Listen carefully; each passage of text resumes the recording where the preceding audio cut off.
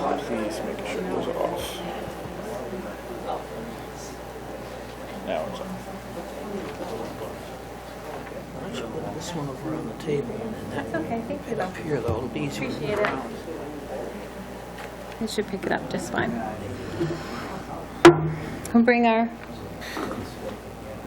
we'll call our 2014 Meet the Candidates Night to order. All rise for the Pledge of Allegiance to the flag, please. I pledge allegiance to the flag of the United States of America and to the republic for which it stands, one nation, under God, indivisible, with liberty and justice for all. Thank you. We'll begin with introductions for the contested races only. Each candidate present was invited to present the moderator with an introduction to be read. This should not take more than 2 minutes. The rules for this forum are as follows. Each candidate present will be permitted to make a 3-minute opening statement. The order for this statement will be in the order in which the names appear on the ballot. Candidates for offices with no opposition will not be asked any questions unless there's a declared write-in challenger, which there were none. Candidates for contested offices will be asked questions, and answers will be limited to 2 minutes each. After each candidate has had an opportunity to ask questions from the moderator, members of the audience will be offered the opportunity to ask questions. Members of the audience will not be permitted to make speeches for candidates. Questions from the audience may also be submitted to the moderator to be asked. Around 6:50 tonight, we will finish the questions at hand, and then the candidates will be giving an opportunity to provide a summation, which would not be longer than 2 minutes each. And I'll begin with reading the introductions. The first introduction is for Lisa Ward. Lisa Ward is a Maine native.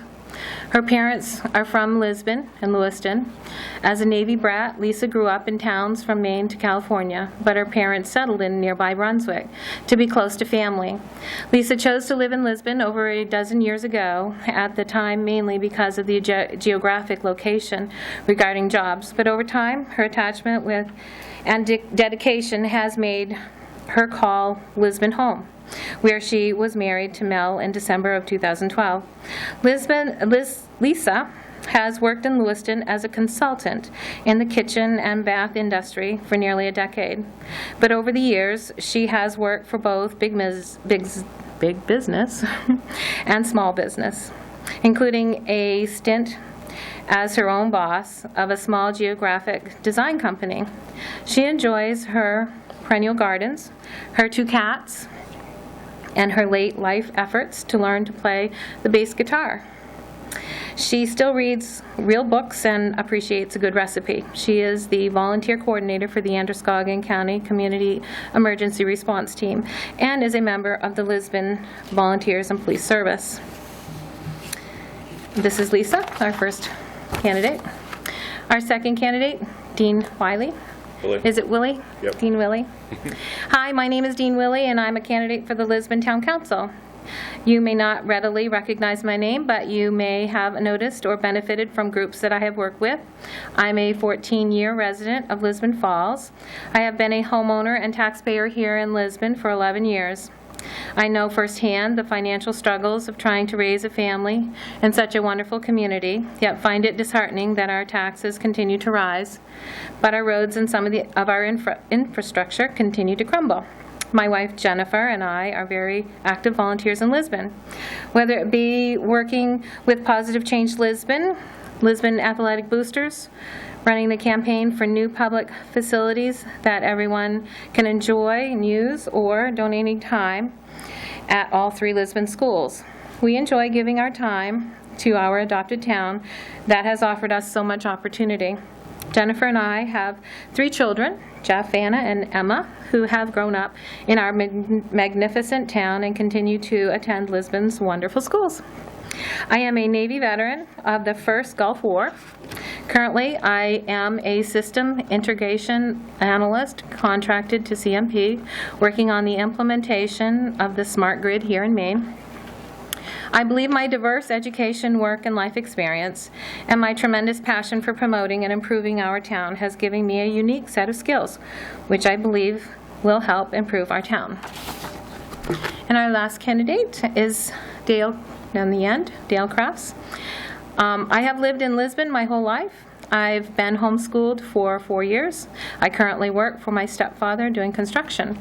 I played for the Lisbon football team for 4 years. Welcome all 3 candidates. And thank you for your introductions. At this time, each candidate will be given a 3-minute period of time to make an opening statement. Lisa Ward, you shall begin. Thank you, Twyla. About 3 years ago, a little more than 3 years ago, I decided that I would run for town council. When people asked me why I wanted to be on the town council, I didn't have an agenda per se. I didn't want to go after anyone. I didn't want to do anything for myself. But I saw an opportunity to give back to Lisbon in the best way that I could, which is to work hard and look at what is going on, try to look at all aspects of every issue as much as I can. And I hoped that by bringing my experience in working with people and my dedication, that I could help make a difference. Over the past 3 years, Lisbon has gone through a lot of changes. We're a growing town, and change is good. And I like to believe that I've been instrumental in helping with that. I've worked hard with council to move forward in every possible way. Just recently, we hired a new town manager. We have had a lot of things going on in Lisbon. I sure have learned a lot, and I like to believe that learning new things and learning how to move forward is one of my strongest points. I feel like I have a lot of unfinished business on the council. I've spent the last 2 of these 3 years in leadership position, a little more responsibility, a lot more stress. And although it did take its toll on myself and my family in many ways, I also feel that it helped me to grow in my position as a counselor. It helped me to see what I can do, how I can help even more, how I can work harder. And I believe that that experience in working with the council and working with the members of committees and working with the staff here at the town office, all of those things have given me an appreciation for how hard it is to be a good counselor, and has given me a little more drive to be a better counselor and to continue to do my best for the town that I care so much about. Twyla mentioned that I have family. I do have quite a lot of family in the area. None of it's first-hand family, no brothers or sisters, but I've gotten the chance to get to know a lot of my family members better by living in Lisbon. I don't have children, but I appreciate how hard the folks in our schools work. I'm not a senior yet, and so I don't use the services at the MTM Center just yet, but I have a lot of friends who do. And every aspect that I've come up to here on the council has really given me an appreciation for how hard people in Lisbon work, and it makes me want to work hard for them. Thank you, Twyla. Thank you. Dean, Willie? I'm not as good as an orator as Ms. Ward is. She's very well spoken. So I'm more of a research, and I can put things down in words a lot better because I have a tough time putting things together. So I'm going to read my opening statement. I believe there are 3 things that are needed to better our town: accountability, believability, and community. Lisbon needs this accountability now. Investing wisely in our town and schools must be a top priority for Lisbon. Doing so will require cooperation, accountability by all the stakeholders, town council, staff, school committees, school personnel, and the support of our community. The second is believability. We need to make sure that all stakeholders in Lisbon believe in what we are doing by showing them that the town is accountable. This means we'll have to make difficult decisions based how they affect the town as a whole, and must understand how choices made for one department impact the entire system. The third is community. Community will not exist without accountability and believability. We cannot expect citizens to support the town if we are not demonstrating to them daily that we are accountable for what and are believable. Lisbon is a great town. The success of our town lies within ourselves and is only possible if we convince the community through improving accountability and believability that what we have invested in is paying dividends.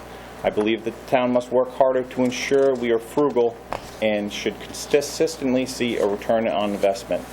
If elected, I want to hear from you, and I want to hear from you. I am new to the political arena, obviously, but not to leadership roles. I listen with an open mind, analyze and research all the facts before reaching a decision. I am a quick study, and I am fully committed to the best outcome of our town as a whole.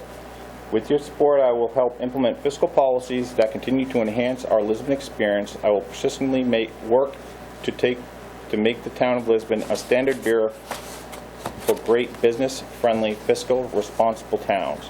I believe our town must continue to invest in infrastructure as resources allow, as well as explore other solutions that may supplement those selected proposals that the town can afford.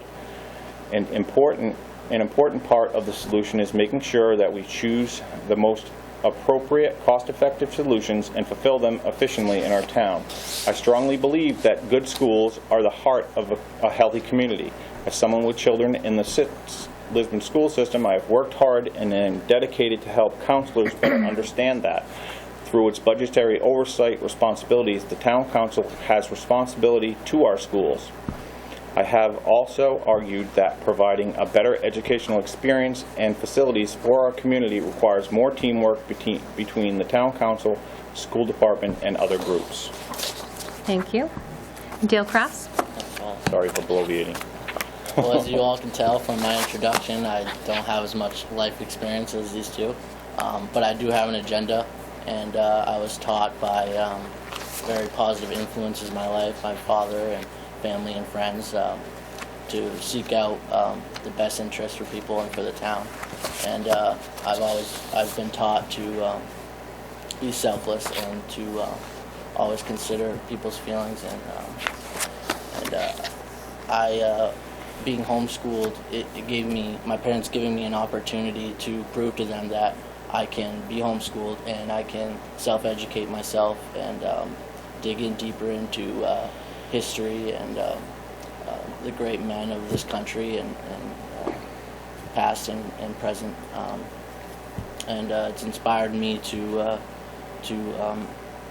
work for the town of Lisbon and seek out information and do the best I can to not only learn but work hard and get it done. So appreciate everybody coming out tonight. Thank you. Great. All right, well, let's begin with our very first question. What are your qualifications for the office you seek? Lisa Ward? Thank you. I think my most important qualification is the level of care and dedication that I have to doing what is right for the town of Lisbon. I work very hard at everything I do, and I truly believe in doing everything to the best of my abilities. I've worked very hard in the past few years to learn not only what my job as counselor entails, but how to do it best. I research options, I make notes, I work to find solutions. That's part of one of my strengths in terms of researching, studying, asking questions, making phone calls, talking to people, doing my own research online, doing my own research at the library, and also making sure that I take advantage of the expertise and knowledge of the other folks who I have available to me. I balance these with listening hard to the citizens who talk to me about questions, issues, or problems they may have. I listen hard to the staff who I have the pleasure of working with sometimes. And I listen very hard to management and the department heads here in the town office. I like to make sure that I communicate with my fellow councilors. It's always been something that I find to be of the utmost importance. And I feel that my experience for the past few years working on this council and learning what I need to do is what I need to put to work for the town of Lisbon for another 3 years. Not long ago, when we first brought our new town manager on board, I said to her, I wish there was a book on how to be a councilor, because I came on board and I asked a lot of questions and I looked around and I did what I thought was the right thing to do, and I relied on the experience of other councilors who were on the council already. And then Ms. Barnes notified me that there is a book. So I have one now. And we made sure that there's one available for all councilors in the town office, and we made sure all the councilors had it. Thank you. Thank you. Dean Willie? Okay. I think a significant qualification for the town council should be having a well-rounded view of most of the goings-on in the town. Not just the bad, but more importantly, the want to promote our town to whoever will listen, and sometimes convince those who don't want to listen that our town has a lot of positive things going on in it. I feel an open mind and the desire to work with other elected officials to improve our town as a whole is an asset one should strive for also, to make decisions based on an in-depth research and data, and not because that is the way things have always been done. That is what brought us to this financial ledge we're standing on. I feel my beliefs and background in leadership by example and my abilities to listen and work with others are those qualifications. Thank you. Dale Kraus? Being young, it hasn't held me back, and that's because I'm so blessed with people in my life to give me opportunity to learn once again. And with my grandfather and my father, creating great relationships with people of the town, I've been able to meet a lot of people and been able to seek out what they feel and what they want done for the town. And with my dad being a state representative, he's always talking about politics, and I'm always keeping my ears open and paying attention, and I've always really been listening, and again, you know, with me being the person I am, seeking out people's best interests and the education, I'm excited to fulfill my agenda and keep fighting for the town of Lisbon. Thank you. Next question. What motivated you to run for the office you seek? Lisa Ward? Thank you. Over the past few years specifically, but in general over the past decade or so, I've seen both unrest and growth in the town of Lisbon. I've seen a keen desire for change from almost every direction. I watched the 196 committee blossom and the master plan expand. I've seen our town employees step up to the plate in times of need, and I've witnessed the dedication of our town and school department employees again and again. Residents and employees who commit themselves to work hard on committees and projects, from the Green Thumb Gang to the Conservation and Trails Committee, from the Utilities Committee to the Finance Committee, and many more. These people help motivate me because they are committed to help. They are committed to work hard, and they're committed to the town of Lisbon. Their commitment is a reflection of so many hardworking people of Lisbon, and they are what has motivated me to seek another term on the council. Thank you. Dean Willie?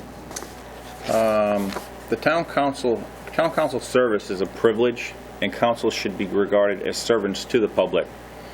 I think that a town council should always remember that they serve the public and shouldn't take the public for granted.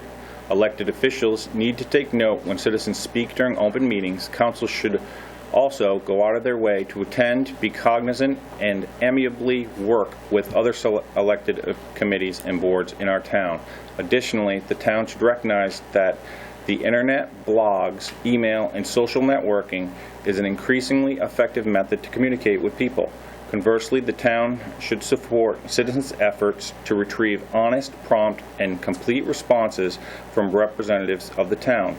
No one should have to file a Freedom of Information Act to find out how the town councilors are spending the taxpayers' money.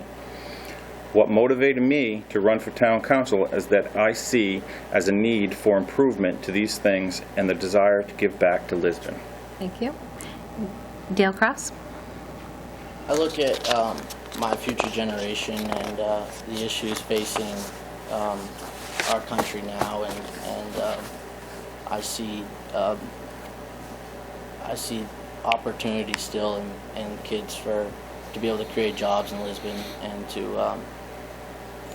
to help the people, and that's mostly what's motivated me, and what I said my qualifications are, that's the motivation, and the great people in my life, that have inspired me, and just motivated to give and do my part. Thank you. The next question. Do you have sufficient time and energy to devote to this position? Lisa Ward?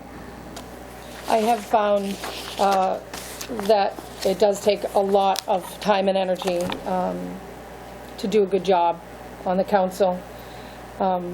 It requires a dedication to doing what's needed and when it's needed, and we don't always choose those times.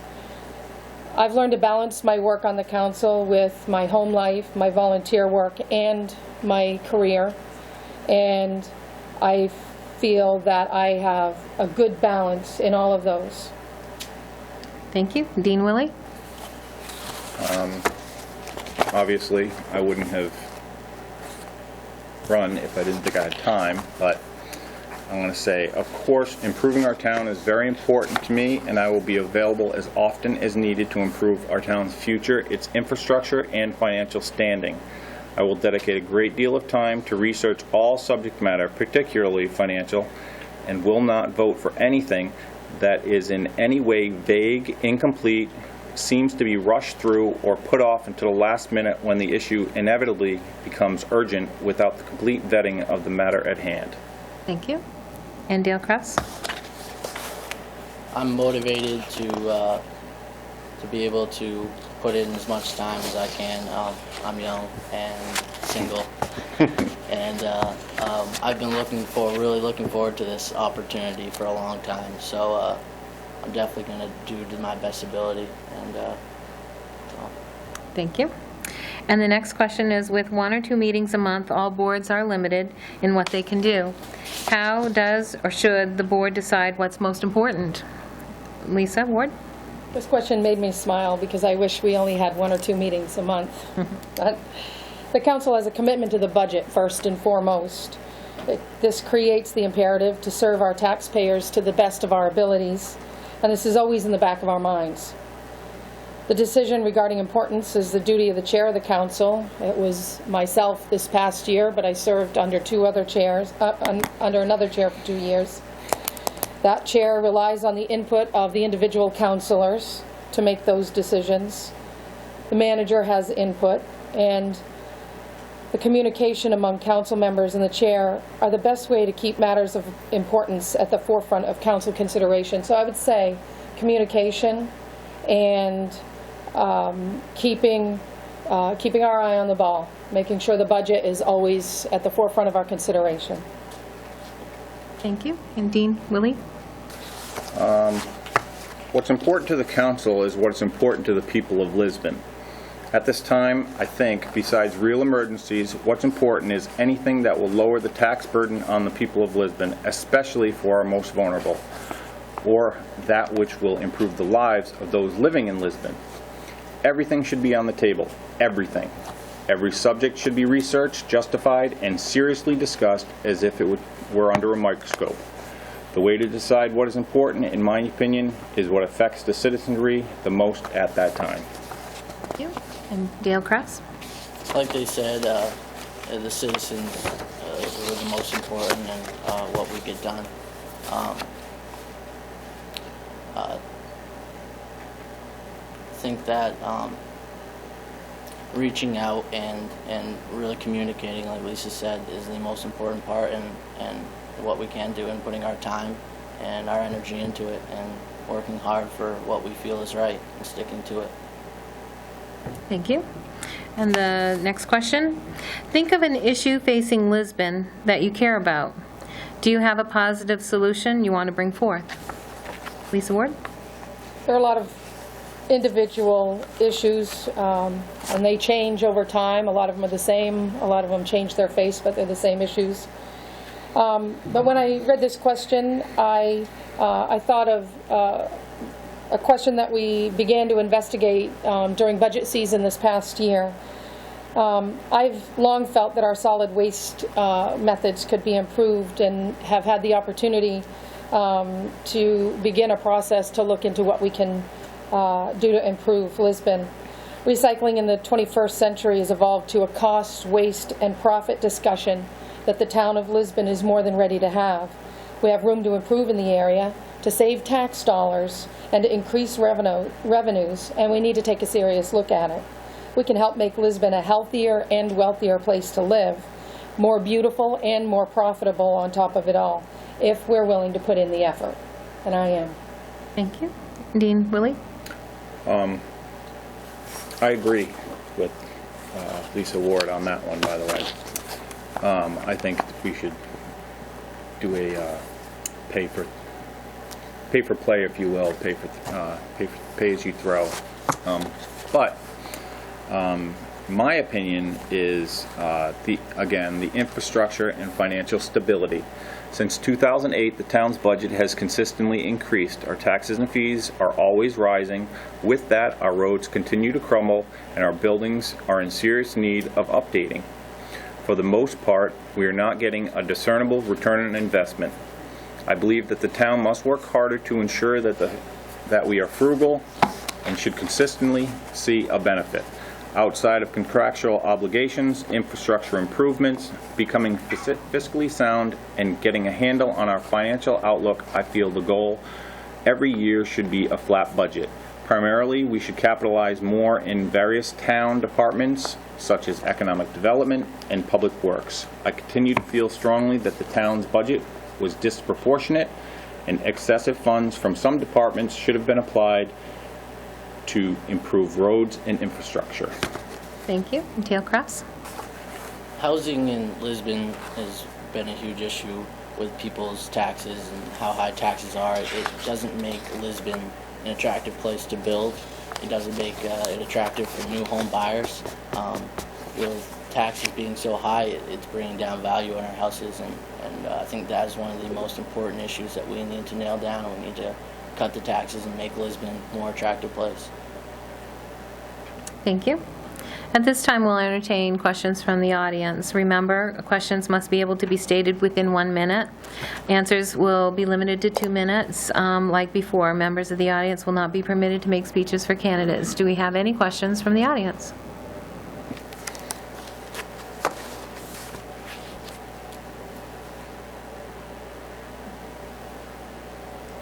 Have any questions? That was easy. All right. Well, thank you all for participating tonight. Really appreciate it. We have enjoyed getting to know each of you a little bit better. Election Day is November the 4th. The polls are open from 7 a.m. to 8 p.m. And you're welcome to stay for the council meeting agenda, which will be starting in a few minutes. So this forum I declare adjourned. Thank you, Twyla. Thanks, Dean. Thank you. Thank you, Dean. Thanks very much. Thank you.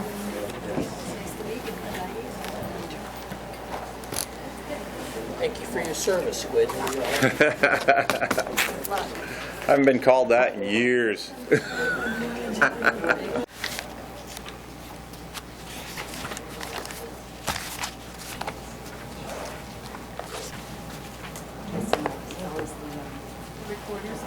Thank you.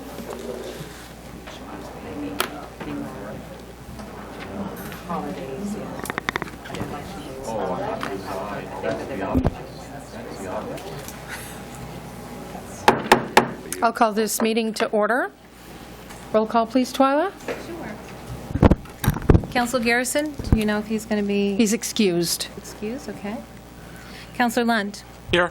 Counselor McTevier? Here. Counselor Bickford? Here. Counselor Ward? Here. Counselor Pesky? Here. Counselor Brunel? Here. First item is good news and recognition. I just have one thing tonight. I just want to say I'm pleased to say that I'm finally a resident of Lisbon as of yesterday. And I want to introduce my husband, Carlton. He's standing up at the back of the room. And we're glad to be here. Thank you, Diane. Do we have any news from council? I do have a couple of things. I just want to congratulate the Lisbon field hockey team for winning MVC state championships. That was really nice to see for them. I was also able to attend the track opening ceremony on Saturday. It was a good turnout. It was nice to see a new addition to the town and people enjoying it. And last thing, I just wanted to thank the fire department for their fire prevention day over at Aubuchon. It looked like it was well attended by many kids. Thank you, Counselor. Anyone else? We'll move on to the next item, please, Twyla. Is our first public hearing amendments to Chapter 70-1 definitions and Division 2 groundwater and wellhead protection. I will open the public hearing for the amendments to Chapter 70-1. Do we need a presentation for this, or simply open up for conversation and questions? I think, I don't think you need a presentation, but I think just something really quick saying what the changes are, and I think it's just the names pretty much, right? Right. From wellhead protection to, Updating the language and updating the terminology. language, yes. Right. Dawn, please. Yes. Unaccompanied as Aquifer. I am, Yeah. unaccustomed as I am to addressing this matter. Yeah. It is wording, it is to aquifer protection, but more than that, it's a reiteration of the fact that we were heading in the right direction with it, that it needs to be as restrictive as it is. And many of us had questions as to why the ordinance said certain things or why it restricted certain things in certain ways. So we wanted to research it, and when we did, we found that there's a study done a number of years ago, and I can't remember who did it exactly, but it was done. It's now been documented in the ordinance so that we can now say, okay, this is where this came from and this is why. And it helps us reference the state. Mr. Abbott came over here and went through all of that with us, and if anything, our Aquifer Protection Zone 2 in particular is slightly larger than the requirement of the state, but they said that it was the thing to do because this aquifer extends under the river and all kinds of places like that. Maine Electronics is one of those, as you know, is one of those areas that's being monitored for it. So that's basically what the changes are. And there's a change, a minor change in the zone, I think it's in the Zone 2 area where private home ownership is allowed, new development, and it requires double wall tanks instead of the single wall tanks, and that's the only change. Thank you. Would anyone like to speak on these amendments?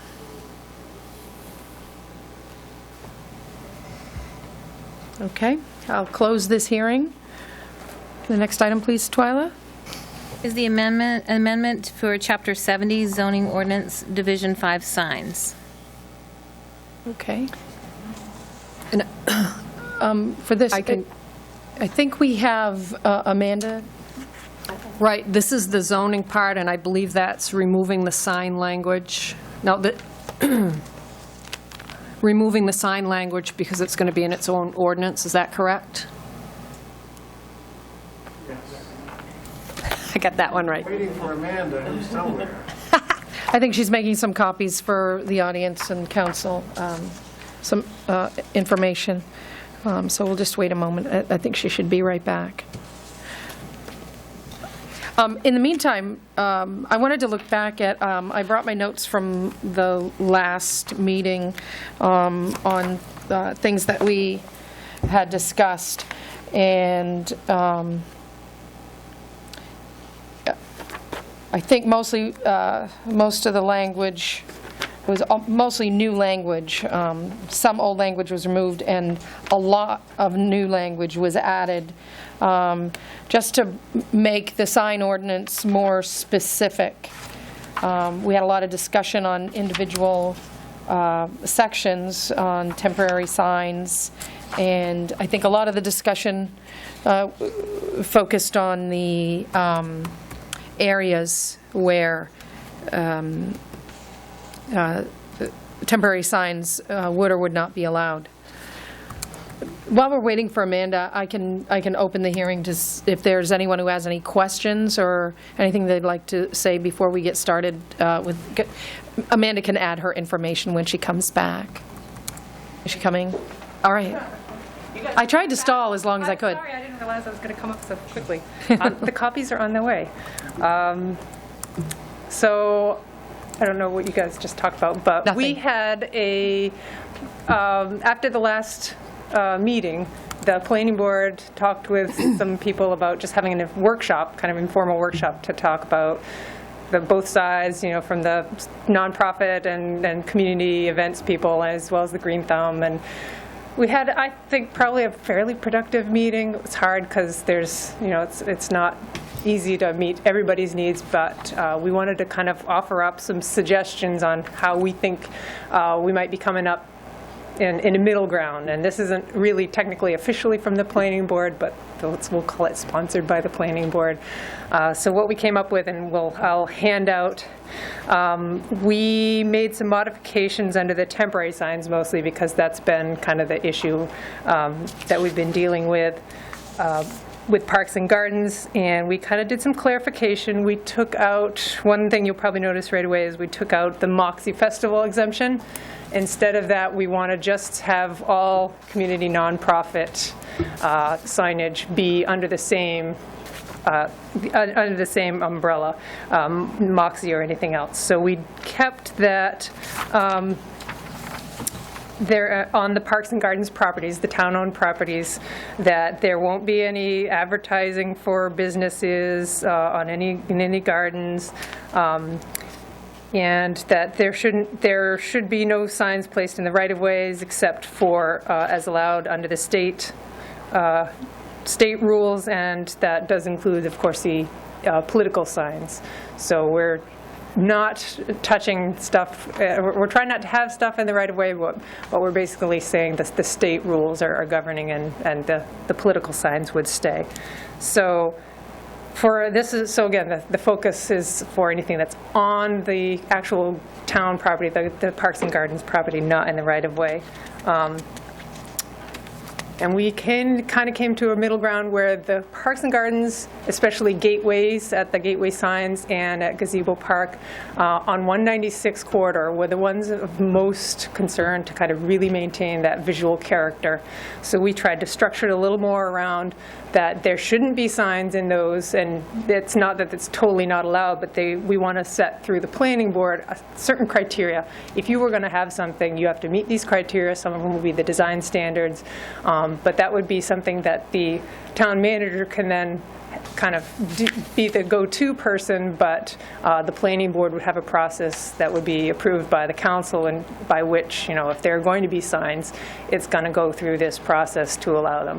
And it's hard to make everybody happy. We know that the gardens folks work really hard, and they don't want to have that stuff in there. And we agree that, yes, visual character and keeping the signs out of the Parks and Gardens is important, but we don't want to turn our backs on some of the important community events and community work that happens in town. So we're trying to find the best middle ground. We're not going to make everybody happy, but I think this is probably as close as we're going to get to being fair. So we'll offer these up for review and comment. Let me see if there's anything else I really want to go over.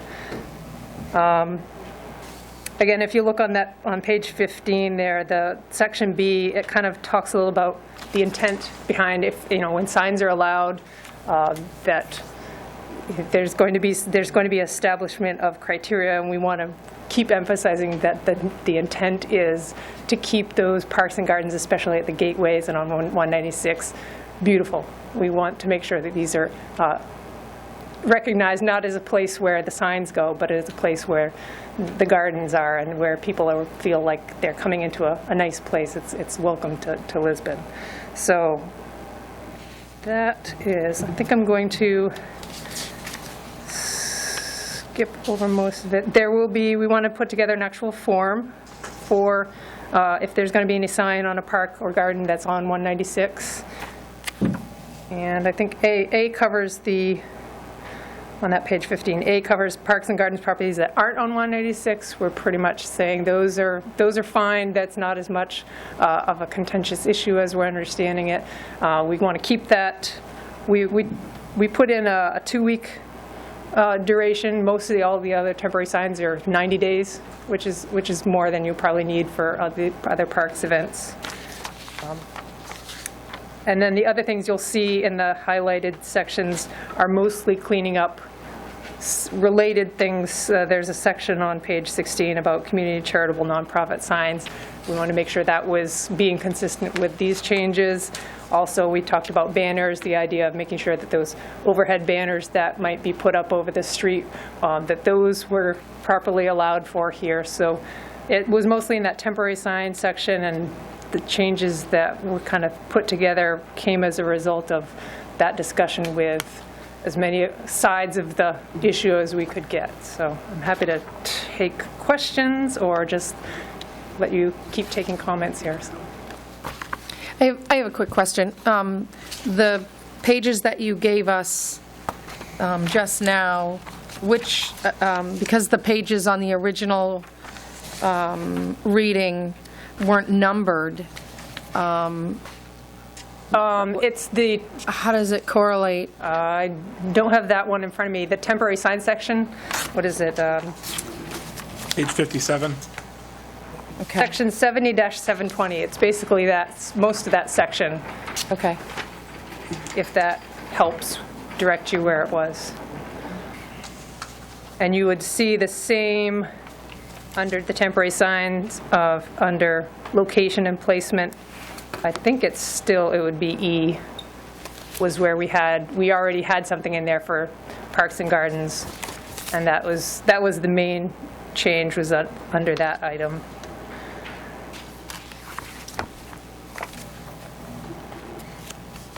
Any other questions from council? All right, thanks, Amanda.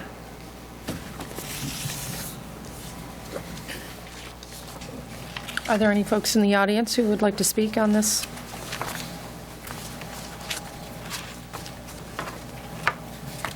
In looking at this, it looks like even though we requested certain gardens, that there still could be permission granted.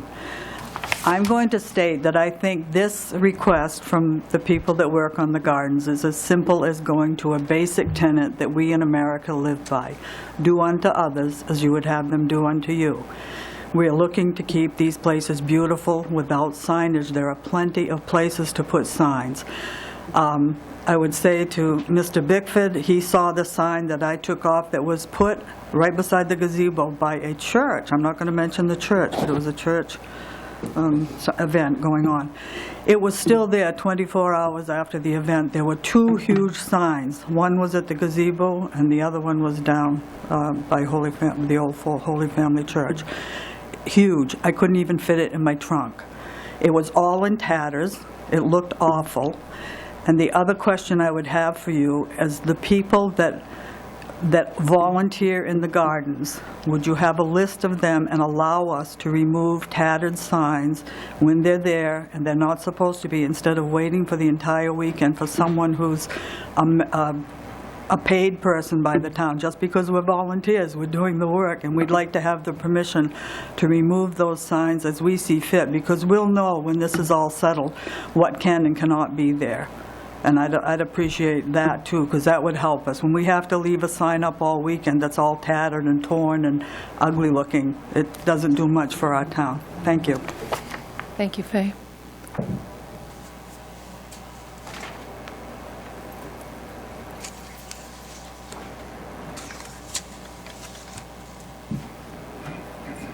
Mr. Willie?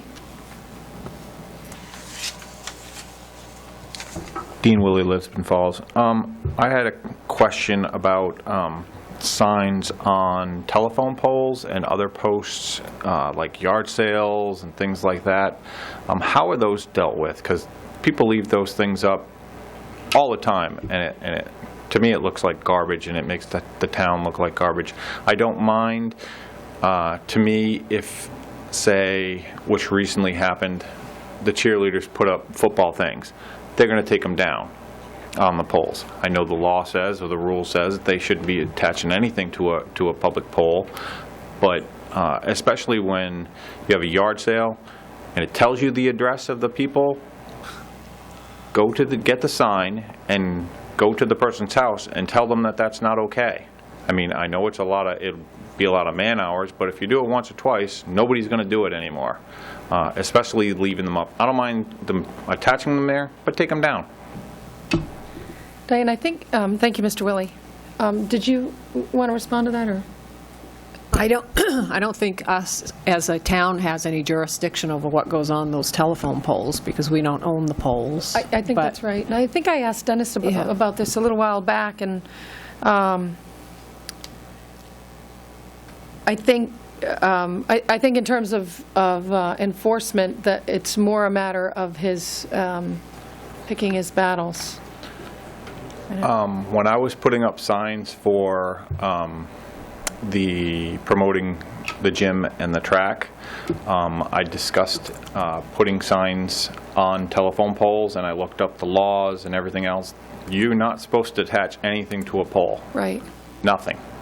And they do it all the time. And I know it's, like I said, it's a lot of man hours to monitor, but I don't mind people doing it. Just take them down.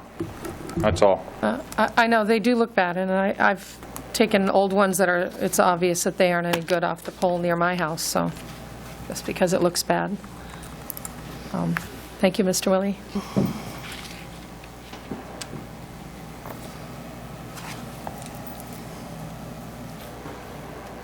In section number 2, it talks about the criteria established by the planning board and accepted by the council.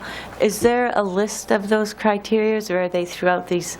Is it going to, what are those criteria? Are you talking about the new sheet that Amanda brought us just now? I think that's a good question. Where did, oh, there you are.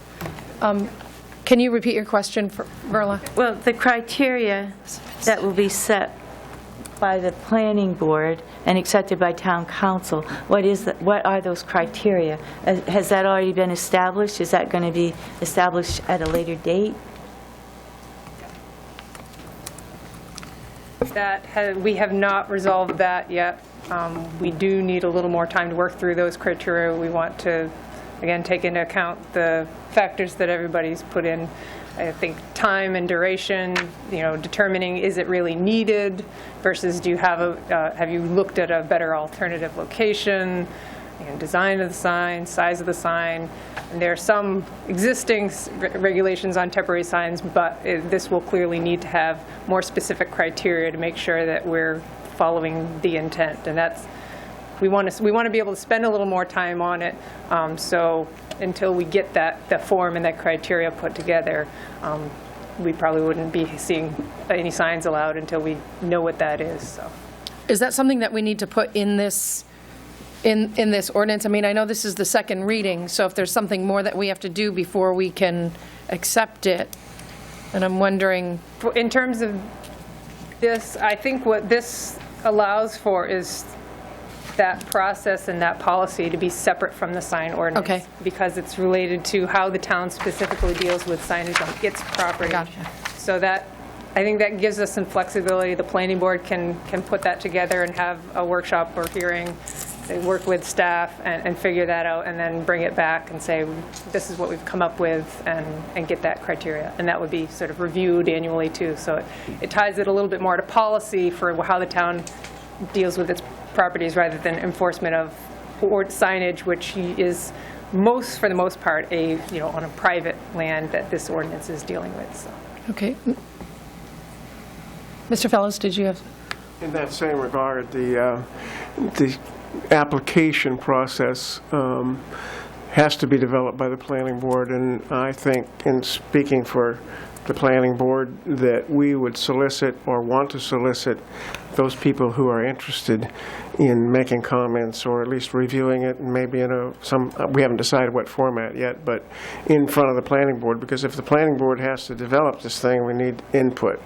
And from what I've seen so far, just a couple of people throwing ideas around, they're very good restrictions in that the one I saw was it would restrict or ask, where do you intend to put the sign, and tell you where you can put the sign within that area. So that's just one of the things. So I know the planning board, and speaking for Karen, that we'd like to get input from other people in developing that thing. Thank you. I just have to ask, right now, what do I do about the signs? Nothing? I can't move a sign? A sign where it is stays until this has been adopted, and... Because someone called me and asked me if they could put a sign in a garden because they saw other signs in gardens. And I said, well, I've been told that I can't remove any sign, so if you put your sign there, it'll stay there until I have permission to remove that sign. I think what we came to at our last meeting was if the sign is in a garden that is not in a part of the right-of-way, then it can be removed because the sign ordinance covers it. But if the right-of-way, the state right-of-way... Is that 35 feet from the center line? Is it 30 or 35? 33. 33. Yep. If it's within that, then it cannot be removed. Okay. Now, I will say that I did notice, I don't know who did this, but I noticed that somebody neatly organized the signs that were next to one of the gardens. And I don't know if that's allowed or not allowed, but it did make it look a lot better. And I thought, well, I guess that's a compromise of sorts. And they put it, and it looked like the signs were all in a row, evenly spaced, and as close to the road as possible. I don't think that, you know, the state says that we have to allow that right of way. We cannot remove those signs, and there are penalties for removing those signs. No, as long as I understand what I can and cannot do, right, I will abide by that. I just want to know. And as this is written, will I have authority to move those signs? Or do I have to go to Dennis and to Diane, or to both, before I can move a sign that's in the garden? How will I know if they got permission? Are you asking me if there's a sign that's legally not allowed to be there, can you remove it? According to this new law. Okay. So, I mean, my impression is yes, but I want to make sure that the answer is correct. Right, because the way this reads, it's Almost. either we would have to get permission from Diane and the code enforcement officer? I think the appropriate response would be to ask the person who put it there to remove it.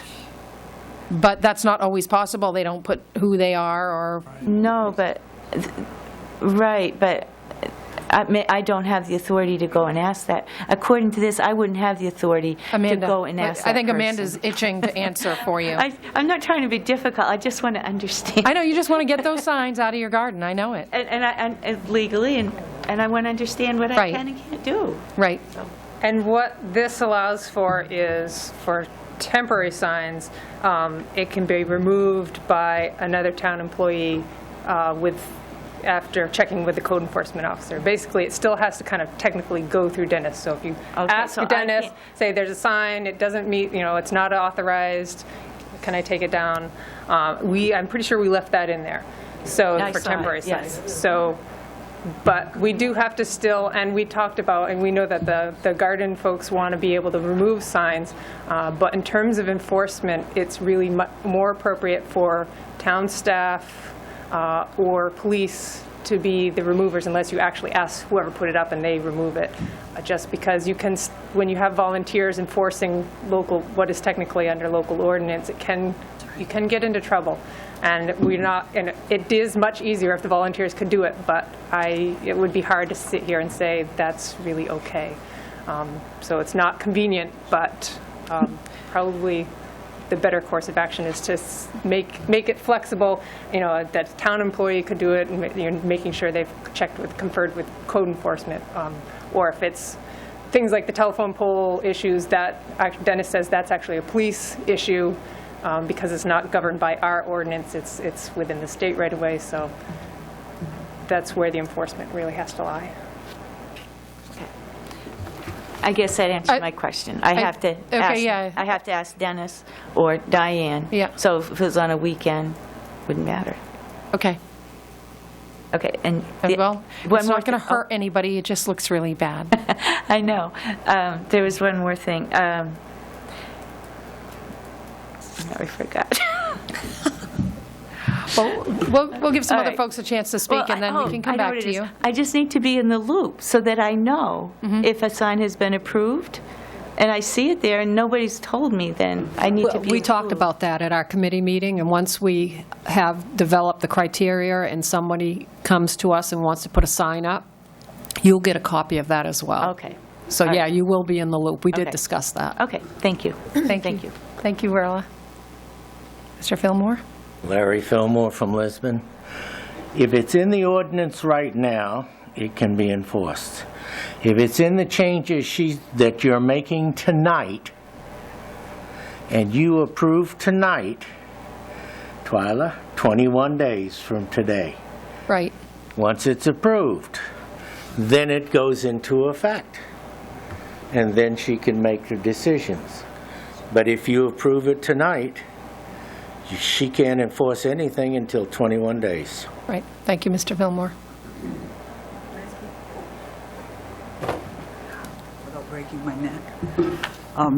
One other thing I wanted to bring up, and I think that they're incorporating it, is there was a big sign at the entrance or the exit to the transfer station. That, on the entrance and the exit, both sides are perfect for putting large signs that advertise things going on in town. It doesn't bother anyone, it doesn't impede traffic. It's a wonderful place to get out the word for any organization, so I hope that they will include that also. And I want to say, and I don't understand this as a citizen, if we are working, and you know our names, and we are working as sort of deputies or whatever you'd call it, because we are volunteers, we should be able to remove a sign that's there that shouldn't be without going through the red tape of making us run up, make a notification, and wait a weekend. Say it's Mother's Day, we don't want those ugly signs in. We've worked hard for the holidays. We don't want to wait the whole weekend. I see no reason why anyone that you have a list of that has said that person is in charge of these gardens and is the volunteer in charge, why we couldn't remove an ugly sign like the one that, you can tell them, how bad was that sign? There was no reason for a sign like that to be in our town all weekend. So, and when you think it's just people that don't care, this was from a church. So I think we should be allowed to remove them. It's very difficult to be fixing a garden and leave something that looks that ugly and tattered and everything else. So I hope you can reconsider, and whatever is the decision, that we will not have to go to try to find a town official. I don't have time for that. I'm still working. I spend a lot of time in the gardens and working. I mean, that's a lot to put on us, I think. So I hope you take that into consideration. Thank you, Faye. Make one more comment. I know we're trying to. Sure. Totally agree with Faye, by the way. Going back to the pole issue, it's in the municipal code. It's section 46.1. It says unlawfully attaching signs or any object to a utility pole is punishable by $50 per day if not removed. And it's a different offense every single day. Thank you. Thank you.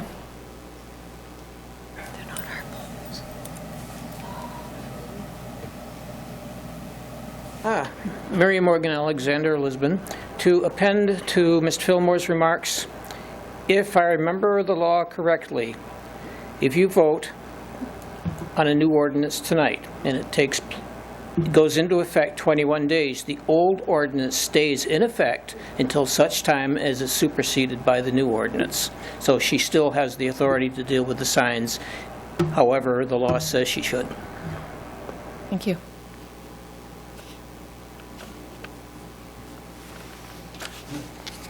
Do we have anyone else?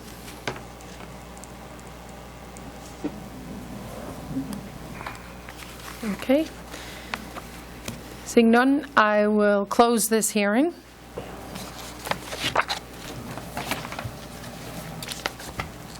The next item, please, Twyla. Is a public hearing to repeal Chapter 62 Site Plans, Section 62-169 signs. Thank you. Okay, this is simply the repeal of Chapter 62-169 because we have many, many, many, many pages of new sign ordinance to take its place. I will open this hearing and invite anyone to speak on this.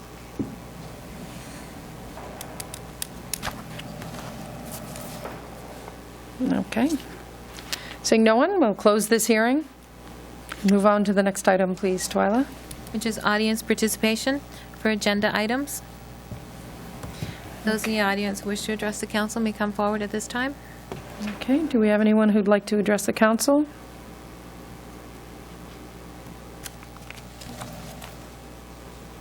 Okay, I'll close audience participation. Next item, Twyla. Is audience participation response. And since we didn't have any, we won't have any. Thank you. Okay, the next item is consent agenda. Any councilor wishing to have an item removed may do so now. Items removed from the consent agenda will be considered next. Seeing none. Order 2014-219 to approve the minutes of September 16 and October 7th. Make the motion. I'll second it. All those in favor? Order passed 6-0. And the next item, please. As council orders, ordinances, and resolutions, Order 2014-220, the ordinance, amendment to Chapter 70-1, definitions, and Division 2, groundwater and wellhead protection, as presented. Okay. This is the second reading. A roll call vote is required. Okay.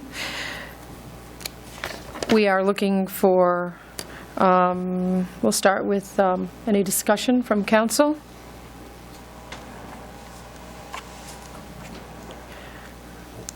No? Okay. So we will look for a motion to accept the amendments to Chapter 70-1. I'll make a motion to accept amendments for Chapter 70-1. And do we have a second? Second. And is this a roll call vote? Yes? Thank you. All right. Councilor Pesky? Yes. Councilor Bickford? Yes. Councilor Brunel? Yes. Councilor Ward? Yes. Councilor Lunt? Yes. And Councilor McTevier? Yes. We have 6 yeas, 0 nays. Order passed.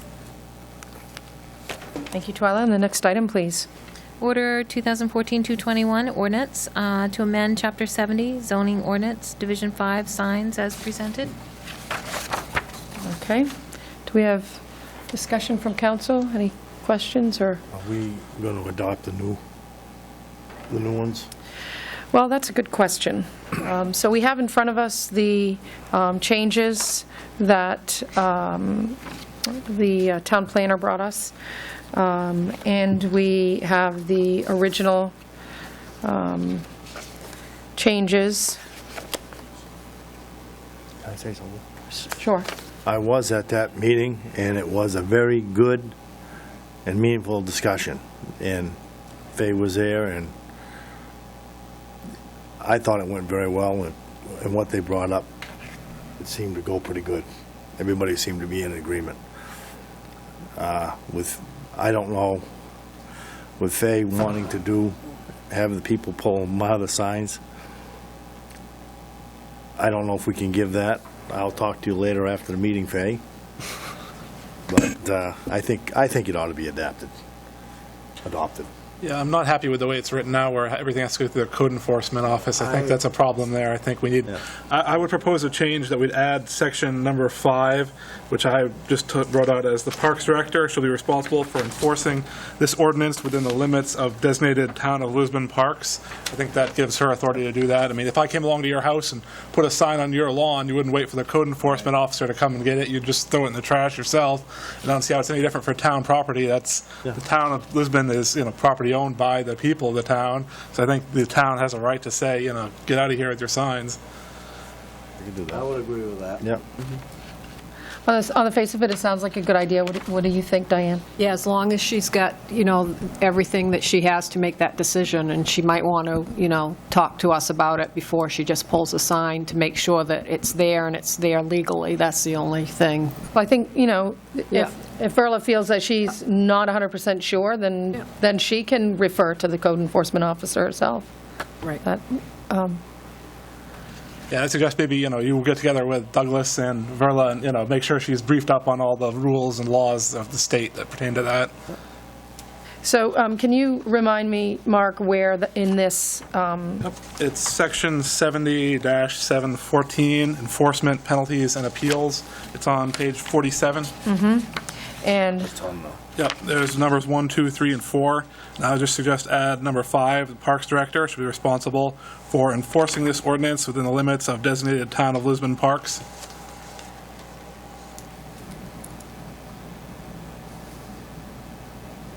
can we, maybe we can have the planning board take a look at it, make sure it's worded exactly the way we need it Sure. to be? Yep. But are you offering an amendment to that? I'll offer Yep. an amendment to make that change. I'll second it. Would that amendment go, the one we have in our packet, or this one we got? It's in the packet. Because number 5 would go over the packet, Okay. but aren't we going by this? Yeah, okay. Isn't this a new Sorry. change?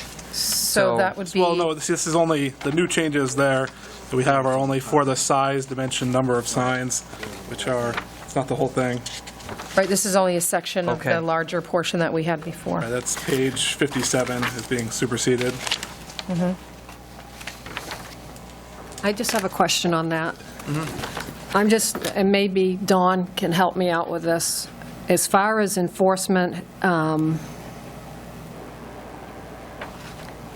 so you're just talking about enforcement, not penalty and appeals? I'm Because talking about just removal of signs. Just the removal? So you may want to say that a little differently Yeah, then. okay. Because right now, any decision of the code enforcement officer may be appealed to the Board of Appeals. And I don't think Verla would fall under that. So I think you need to Yeah. state it in a way that there's a process here, Right. and the code enforcement deals with that process. Right, but it's our own property. If somebody was out there Right. beating on the building with a hammer, you wouldn't wait until you got the Right, code but enforcement officer. I think the word enforcement is what's getting me, and I think Dennis is the enforcer, and I think I know what you're trying to do, but I think it needs to be worded a little differently. I think you just need to say that, and I'm not sure it's in this section, though, Mark, that you want to say that. Well, then I suggest we table this until we have a version approved by our attorney. I'm not comfortable with voting on it the way it is. I agree with Mark. I agree with you, Mark. There's too much that we've only just had put in front of us this evening, and I think that we would prefer to make sure that we have everything clear so that we know exactly what we're voting on, and maybe we can have the planning board look at that and find the right place. Adopt this and adopt that change together. Yeah, it says right here that you can adopt this without any material amendment of the ordinance between the first and second vote. So what you could do is adopt the ordinance as presented the first time, and then we can go through and make amendments later on. I'd rather do it all at once. I'd rather. I don't Are we think already on a second reading? Yeah, We're on already the second reading, so we'd have to start the process again, correct? Yep, if you're going to make that many changes, I think they look more like they're material changes. There's one other piece in here that I would like for staff to go back to look at, and that is number 2 under letter E. Town parks, garden, and gateway, town manager shall follow the procedures and guidelines required by the planning board and approved by the town council. If I was to vote on this, I'd feel like I'm voting in the dark. I want to know exactly what that process is going to look like before we go forward. So I think it's important that we do go back to the drawing board and make sure we have all our stuff together.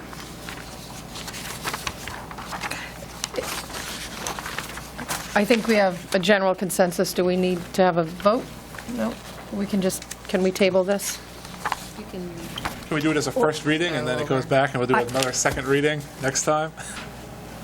Is there, I'm just wondering about the ordinance from the first reading. Would you want to adopt that? And then, No. because all of this is, no?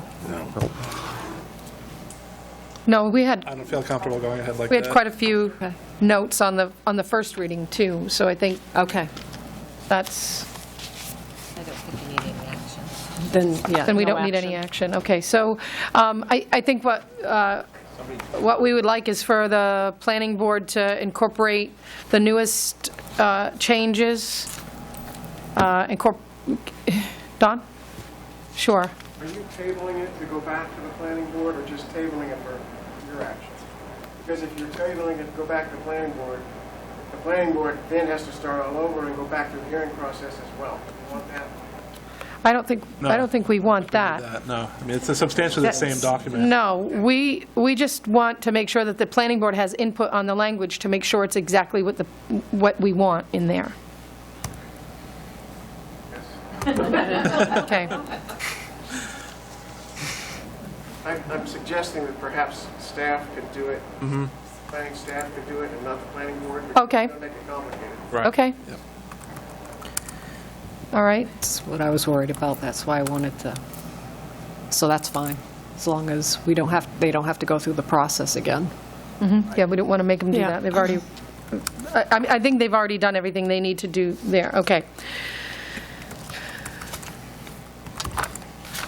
We have to do anything? So it's your intention to make changes to the ordinance and to bring it back for a first and second reading?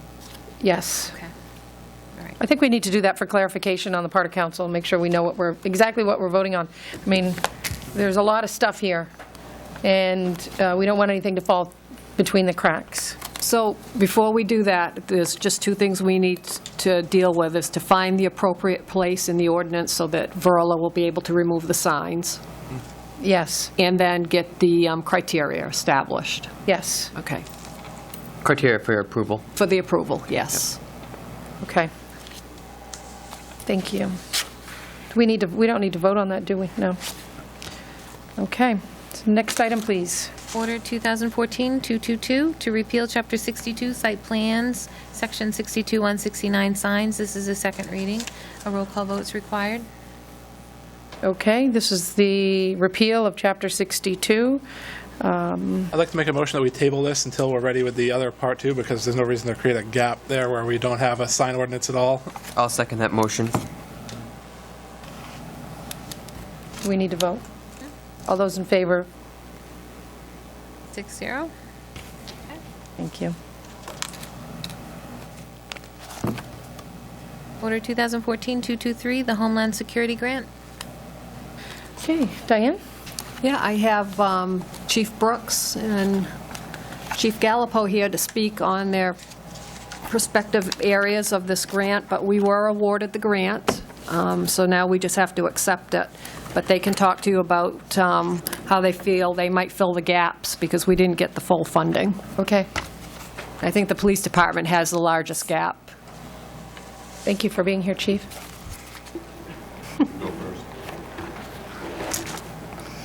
We were before you 2 months ago, thereabouts, talking about this, getting your permission to apply. As explained to you then, there were two funds of money available in the Homeland Security Grant. There was the law enforcement side, and then there was an all-other side. If all the police departments in the county that were eligible to apply applied, then that would limit their funding to $5,254. That did happen. All 5 law enforcement agencies eligible did apply, and all 5 did receive the same level of funding. On the PD side of that, the actual cost was just over $13,000. So we came up with approximately $8,300 shortfall, and the process, applying the application process and the award process, wanted to know if we would accept the difference and be responsible for same, and I indicated no, we would not, and that I informed EMA and MEMA that we would be pursuing supplemental Homeland Security grant funding. And what supplemental funding is, it's Homeland Security grants of the past, year 2012 or 2011, I don't know which year it is. Monies that have not been spent in those funding periods are then rolled over into a supplemental funding opportunity, and we are notified of that. And it's my intent to pursue supplemental funding when that's announced, and we have been told that that will likely be probably in the latter part of November. So we're still in the same window, everything is still rolling, but the next step for the PD side would be to pursue a supplemental Homeland Security grant funding of remaining monies from a 2 or 3 year old funding period.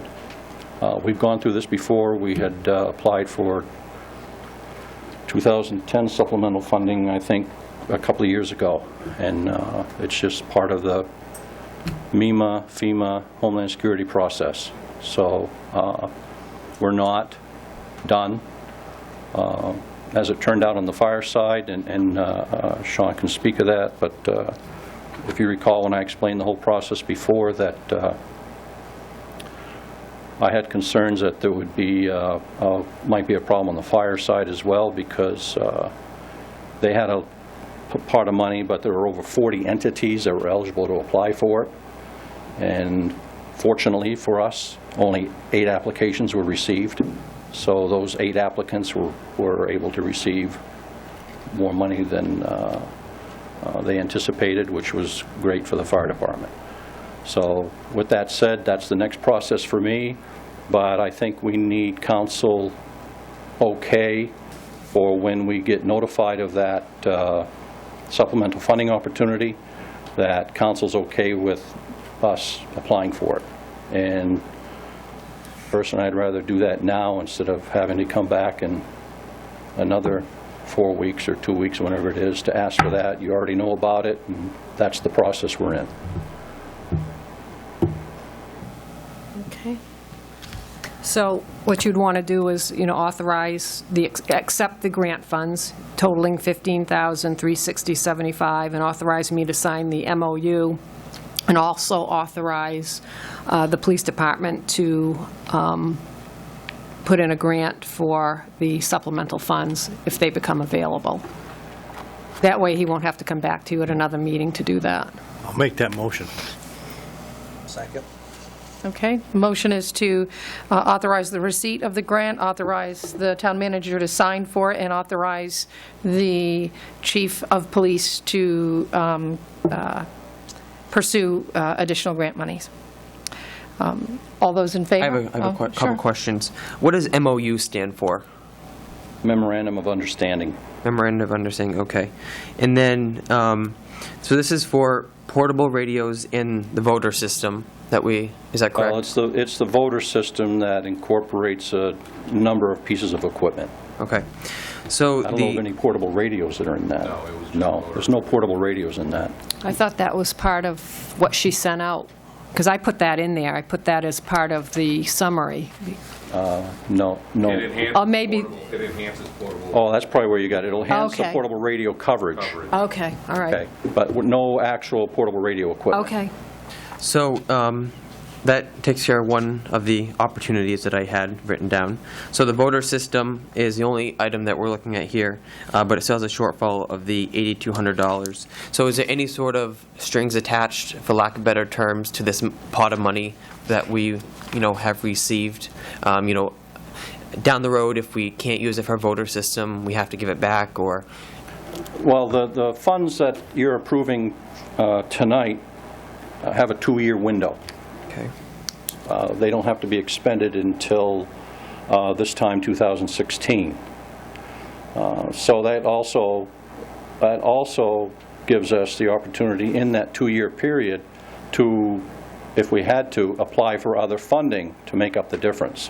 However, that's not the direction I want to go, and it's not the direction that MEMA really wants me to go. We can, but it just makes the whole process more cumbersome. I think we can pursue other avenues down the road, pending the outcome of the application for the supplemental funding. Let's see what that brings us, and then we'll go to the next step. So this money, is it only for voter? Or say you apply for supplemental, you don't get it, council isn't willing to dish out the extra money for it, would that money go back? We would not be able to keep it and do something else with it? Correct. That has to be dedicated to the purpose. It has to be dedicated to the purpose that the application was written. We can't just decide to use it for... You can't go buy new... Like buying a cruiser or something. Yeah, whatever. Okay. Did you want to add something, Mr. Bouvier? Tim Bouvier, I'm a resident of Lisbon Falls. I'm Deputy Director for Emergency Management for Androscoggin County and somewhat involved in this whole process. To answer your question, the money can be repurposed, but you have to give good cause for not using it as it was originally purposed. And that's the reason we sometimes have supplemental funding available, is that people just can't come up with the additional funding to fund their processes, so it does go back to the state, and the state then repurposes that money for other Homeland Security type projects. So normally, if Chief doesn't use his money during that 2-year time period, it would be sent back to the state. The state would add that to what we're calling the supplemental fund, and that would be repurposed or would be allocated to other jurisdictions for other purposes. Thank you for that information. Also understand that this isn't just a police project. This is a police and fire project. It's a combined team project. I understand that. The fire side has received nearly total funding. The PD side is the one that has to go after the supplemental funding. So you have to have it all to make it work. So fire side is going to wait in the process for the supplemental funding process to be completed before the entire project can be pursued. And that is where my discussion with MEMA and the director at our county EMA is the problem, as far as if one didn't and one did, you'd have the whole bundle, the whole pot of money that would have to be repurposed or sent back. So that's why it makes it much more complicated. I'm not concerned about supplemental funding. This project will be completed. There's no doubt in my mind this project will be completed in less than a year. I don't have much hair to lose, so I'm not worried about it. Okay. You can apply for that supplemental in this coming November? Well, my understanding is that, and the assistant director can nod his head either way, but my understanding is that it's supposed to come out of Augusta, that supplemental funding will be announced in the late November timeframe. Normally, that's the way it's run. In the past, these Homeland Security grant programs ran for 3 years.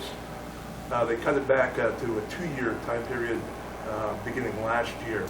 So we have the money that's left over from the grant that happened 3 years ago, whether the fiscal year was for that, plus what is, that would be the only one this year that would be up for grabs, if there is some money left over that's going back into that fund. And that time period varies. It has a lot to do with the amount of money that's going to become available, how soon the state gets notification from the various municipalities and other jurisdictions as to whether or not they're going to use their funding. Some may be trying to spend it at the last moment, so the very end of the grant period expires, and then the state has time to assess how much money is coming back that level. I just wanted to address one other thing. You asked about the MOU and what the sort of criteria for the MOU is you're basically stating that as a sub-grantee for the Homeland Security grant, the state being the primary grantee, federal government, that you will use the money responsibly, and that you will also be responsible for, as long as you have this equipment, to follow certain guidelines of accountability for the equipment, being able to say exactly where it is. Some of that falls back on the county because we are technically the sub-grantee, and then the town, the city is the sub-grantee below us. So we also have to have some accountability to the federal government, and we know that the auditors from the federal government have been coming around to various counties and checking on some of this Homeland Security money, finding out exactly where it was spent and where that equipment and those supplies are now. So we have to be responsible. That's basically what you're saying by signing the MOU, but you understand that we as a town will be responsible for whatever money we receive and whatever is purchased from that money. Thank you. Thank you. And one other piece in this grant process that we have not heard back on, and I don't think any of the communities that had to complete that have heard back to date, is the environmental impact and historical impact report that had to be submitted as part of this grant application to FEMA.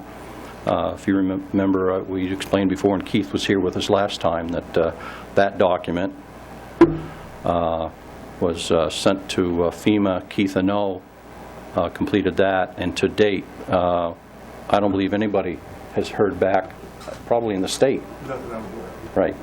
So FEMA is slowing the process down. Hey, Chief, just for the sake of the people at home in the audience, could you explain what a voter system is again, so that they'll know what that is? It's a repeater system. It's basically a mini repeater system for radios, and we place it in strategic locations. This one's going to be placed in Lisbon Falls so that the portable and mobile radio coverage is enhanced at the high school and middle school primarily for portable radios there, and also downtown Lisbon Falls area. And what this does, it picks up the signal from those radios and transfers that signal to the primary repeater, which transfers it back to the receivers here. It's a lot of radio. That's an area now where you have bad coverage in there now. If you had an emergency, you couldn't coordinate very well in those areas. Correct. The coverage at times is very difficult down there. We can go into some of the buildings in that area of town, and our portables won't even work, police or fire. Thank you. Thank you. So we have a motion on the floor right now. Do we have any more questions or discussion? Chief, speak. What I would have to say is my portion of that, a lot easier compared to Chief Brooks was $10,106, and my match part was only $441 out of that. So we made out a lot better than the police department did. So that would be the only part that I'd have to add. So. Okay. Thank you, Chief. And I'm next on the agenda. Yes, you are. All right. The motion that we have on the floor, is that to include, to allow Chief Brooks to go after supplemental funding? Yes, it is to authorize the police chief to pursue supplemental funding, to authorize the town manager to sign the MOU, and to accept the Homeland Security grant funds totaling $15,360.75.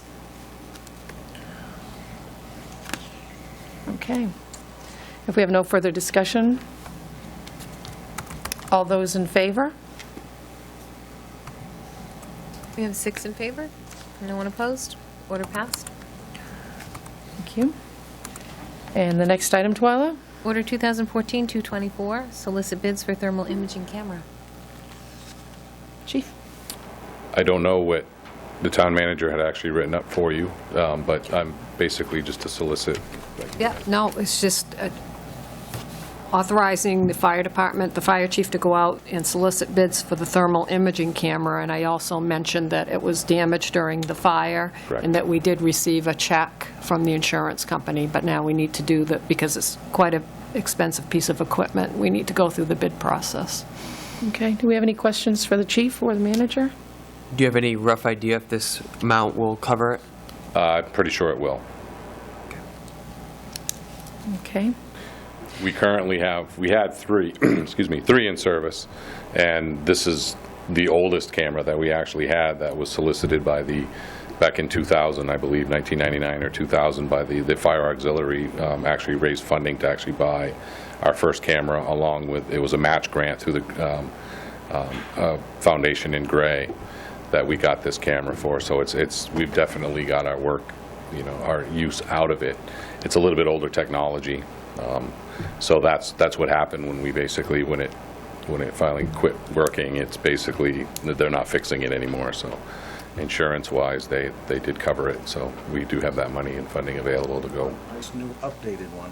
for a newer, updated. And we're also trying to keep them we have 3 different types right now. We'd like to start working them into one type so that, they're familiar across the board. Doesn't matter which one you grab, it basically operates the same.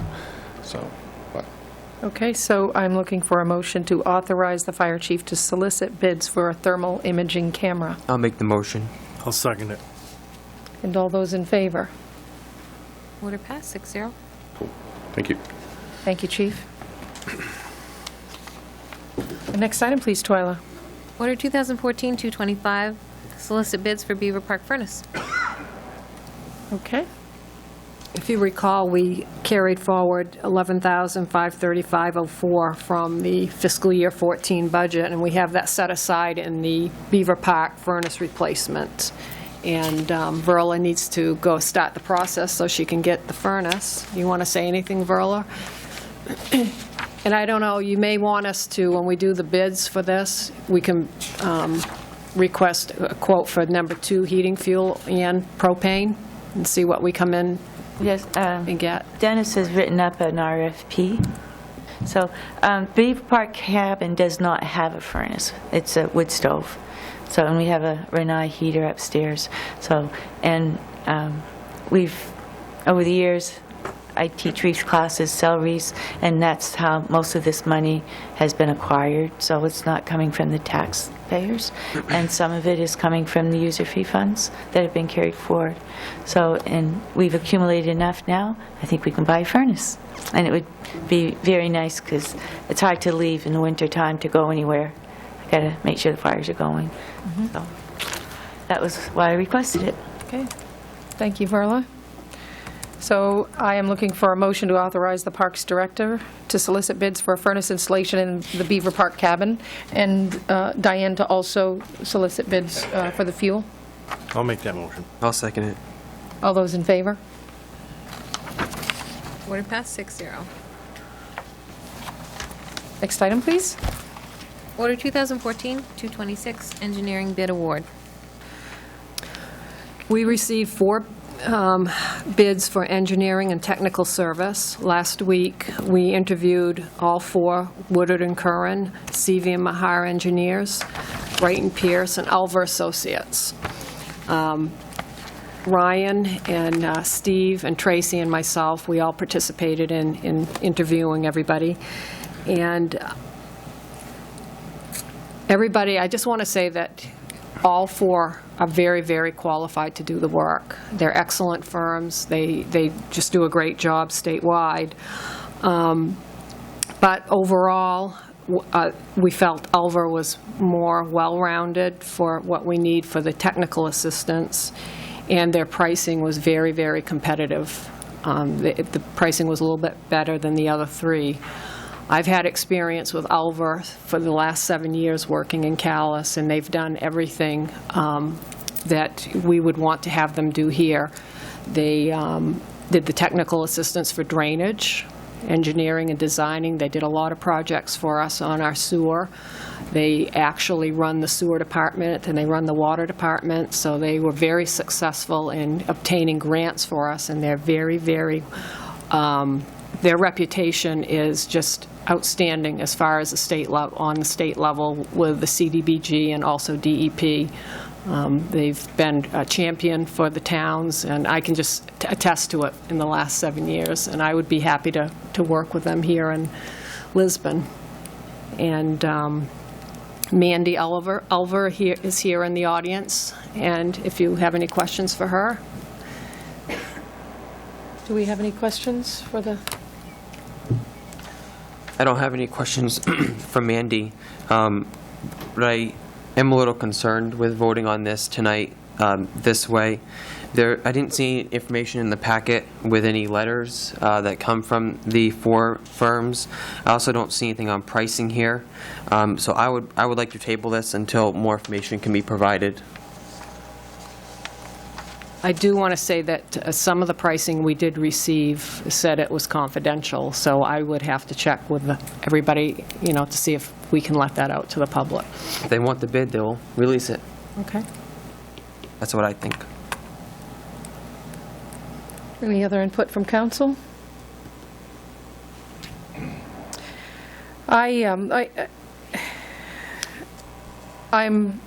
glad that Ms. Barnes has experience with Ulver Associates, because I think that that's a good connection in terms of already having a working relationship of sorts, and then also knowing what to expect. And so it's not often that you have a manager who already has experience with a company who would be new to the town.